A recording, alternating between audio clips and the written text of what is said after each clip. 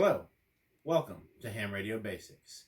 Whether you've had your license for a while and just hadn't really gotten on the air, or you're new to ham radio and ready to make that first contact, this is the series for you. So let's see what we've got going with K5ATA Ham Radio.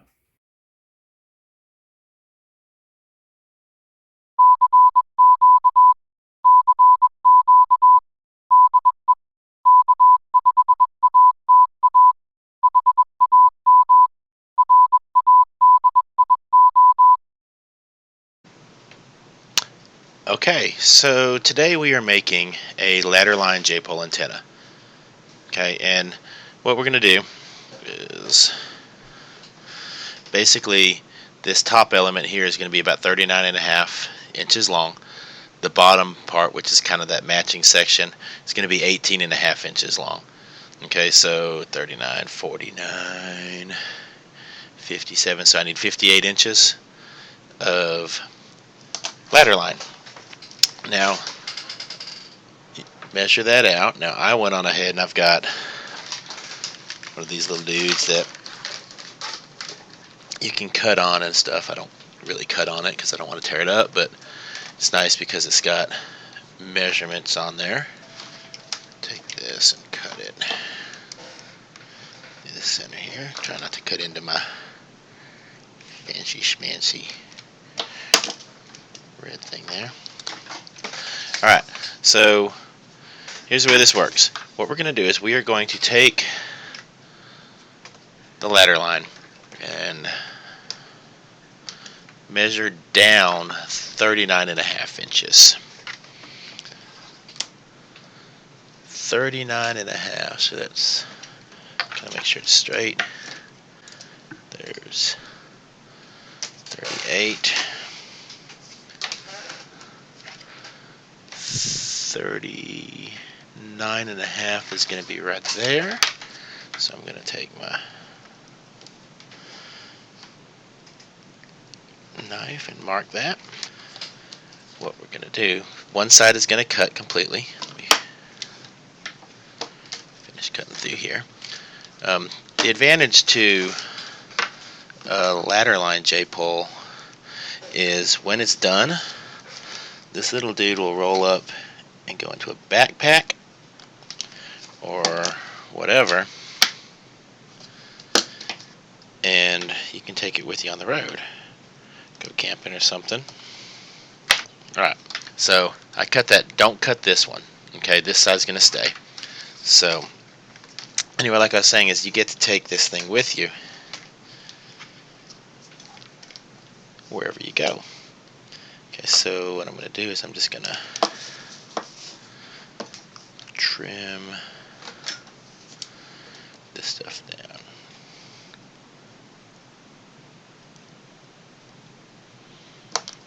Okay, what I want to do is I'm going to want to peel. See, this stuff will just trim right off of there. You can just cut it right off. And you don't necessarily have to do that, but it makes it a little easier to get this insulator, this plastic off of there when you're only pulling one side at a time. Oop, don't spill the coffee. Speaking of coffee.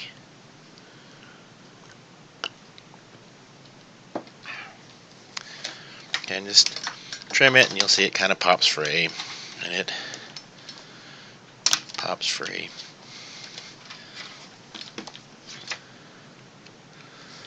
One of the nice things also about this is these are easy to make, so it makes a great project to do with other folks. In fact, I'm doing this project with some kids at school. Cutting my book up, that's okay. Make great little project for, like, you know, field day. You want to have a little maker station or something like that. It's a great little project there too. Everybody always likes it when they get to leave with something. Okay, and you can see I've got it broken off and separated. Remember, like I said, don't cut that section there. This one right here, you want to make sure it stays intact because that's going to be part of your radiator. And we're going to see if we can pull this off here. So I need one more cut right here. off.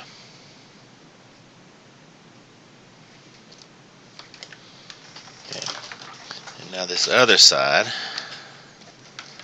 can go away because we don't need that now. Okay, so trim that off.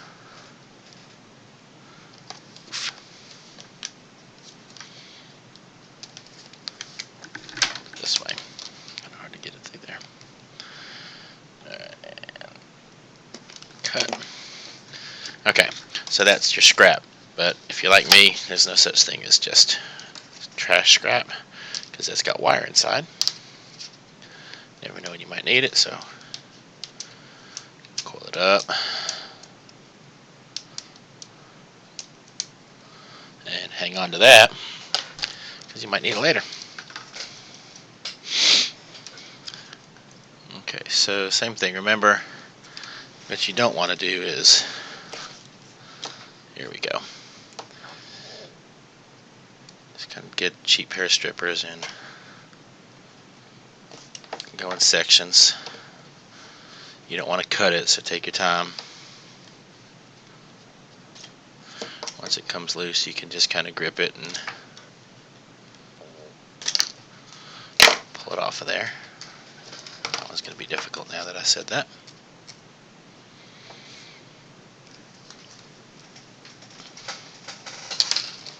Okay.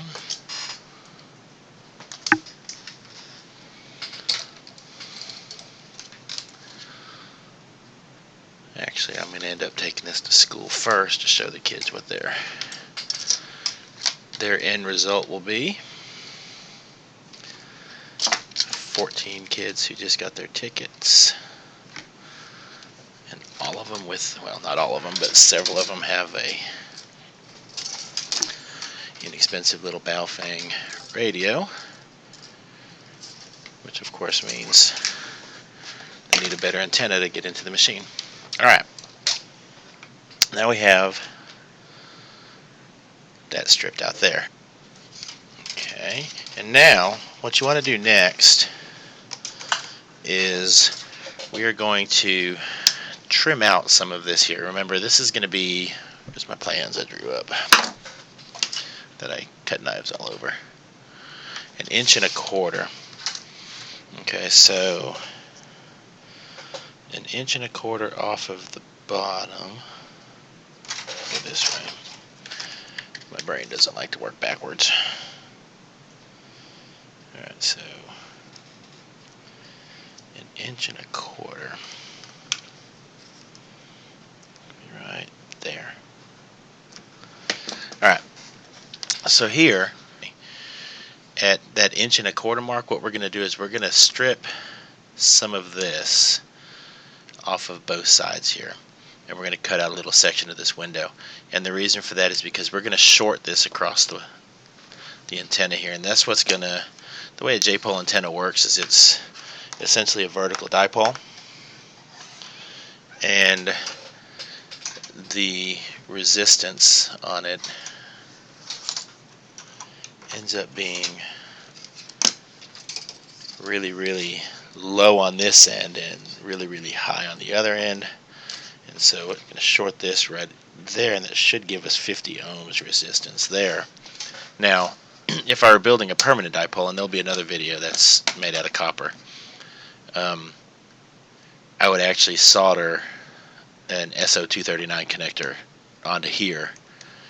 But I'm making this for portable use, so what I'm going to actually do is I'm just going to solder on about 15 or so feet of RG8X coax, because, well, I happen to have some RG8X coax, and plus that makes it so I can roll it up nice and small. And we're going to solder, let me roll this up so it's a little neater to work with. Okay, so we're going to strip this down, and we're going to solder this with, you know, one end of it going, or the braid on one side, the center core on the other. Okay, so we've got that section there. What we need to do is we need to trim off. I'm going to trim off this window too, because I really need a little bit more of this trimmed and out of the way. Let me get my coax out of the way so I don't accidentally cut it. Because this is the section that the coax is going to go on to. So I don't really want to melt this stuff when I start heating it up. We're just going to solder, the center conductor onto one, the shield onto the other side. This bottom down here, we're going to shave off a little bit, and we're going to actually short it there. And that's what's going to do the little magic for us. Alright, now this bottom section, we're just going to short. And I've got a little wire I'm just going to run across it there. So what we're going to do is cut a little bit of this little ladder stuff out of here. So now I've got that there. So it's, I'm going to clamp this dude up. Helping hands are your friend. And we're going to go ahead and install that short first. Now, I'm just using a little bitty piece of wire here because I want it to be small and lightweight. You can use pretty much whatever. Okay, so if you've not checked out that soldering video on how the basics of soldering, check it out. But basically what you want to do is, I've got these two touching right here, and I'm just going to apply heat, apply solder to the other side.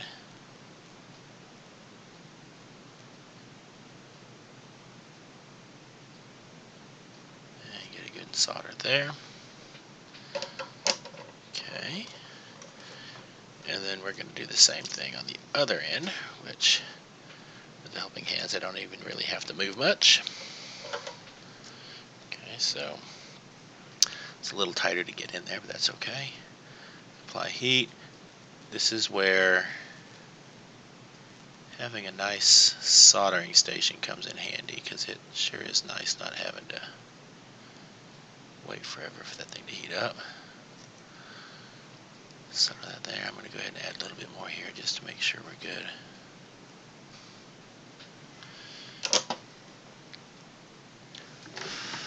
Okay. Now we're shorted on the end. Strip your coax down. So if you've not already seen that video on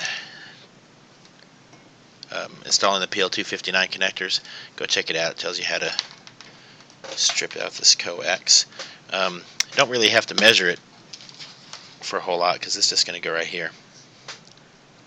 So I'm only going to strip that little bitty end of it because, well, I'll strip a little bit more because I don't want it too short.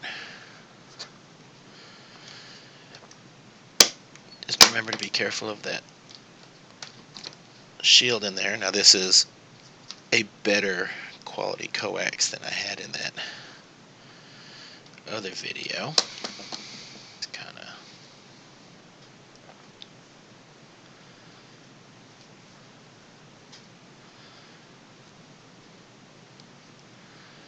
peel that down and kind of pull it to one side and twist that, because you don't want that stuff going everywhere, just like so. And then this other side, we're just going to... Alright, so what we're going to do now is this is going to solder onto this. Now I'm going to kind of wrap this around it a little bit to give it a little something to hold on to when we solder it on. So, apply heat. If it doesn't flow real well, you can always add flux. It'll help it along the way. Take a zip tie, and we're going to zip tie this coax onto here, because we want it to... I'm going to take that off of there. Take help give it some stability up here. So let's pop them off. Just don't pop them off in the coffee. And we've got that there. Now, this antenna should be ready to go on the air. You could leave this plastic insulator on there. It really doesn't matter. I'm actually going to attach a ring onto here so that I can hang it in a tree, a little terminal. If you make it long enough, you could fold it back on itself and wrap it around. It doesn't really matter. Just remember, whatever you attach on the end becomes a part of the antenna if it's metal up there. So let me get the hot glue and we will get this thing glued up. Okay, so I'm about to attach the ring terminal. 20-year-old Radio Shack solder. Maybe not 20 years old, but I did kind of stock up when they were going out of business.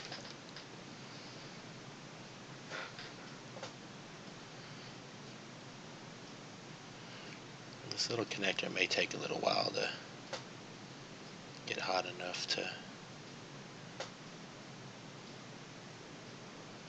take the solder.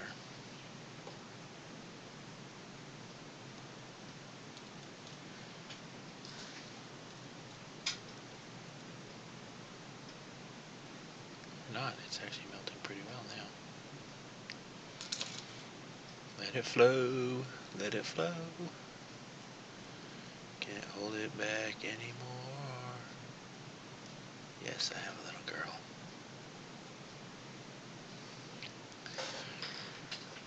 Alright, let's see if that did it. Alright, so that is there. Now we got my sexy glue gun here. I'm going to glue this on there also to kind of help keep it in place.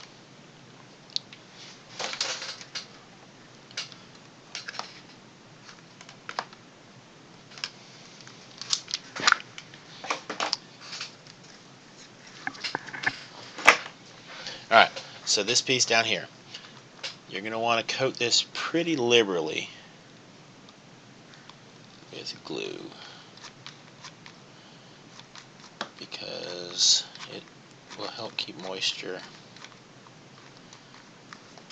out of your coax there.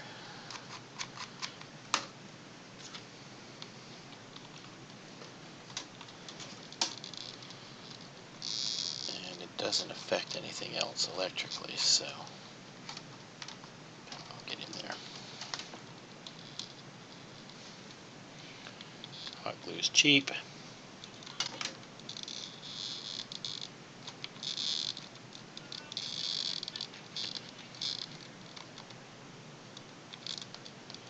Alright. That looks... Oh, I'm going to go ahead and glue down here where I shorted this out too. Okay. And that's that. That thing's going to cool off. And this thing is ready to go on the air. Okay. And I have the antenna out. I actually just hung it up on the eave of the house where the hummingbird feeder normally goes. Wired it into... Here, I got a little adapter into the Anytone 878. And we're going to see how it works. I'm about 20 miles or so from the repeater in Oxford, so let's go ahead and see if we can get anybody. K5ATA testing. Anybody able to give me a signal report?